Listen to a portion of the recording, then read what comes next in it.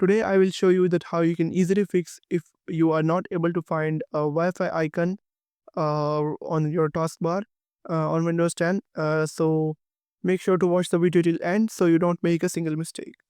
Guys, first of all, you will have to click on this search bar and you will have to search for taskbar icons.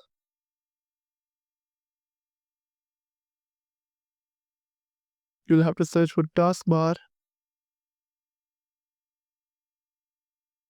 icons like this, and you'll have to click on select which icons appear on the taskbar.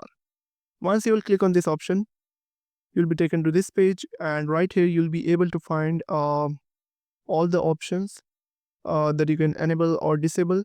Like in my case, volume is turned on and I can find volume here. Power is turned on, I can find power option here, but the network is disabled. So I'll have to find network option here. By scrolling down, you can see there is the network option, and currently it's turned off. So I will have to turn it on by simply clicking on this.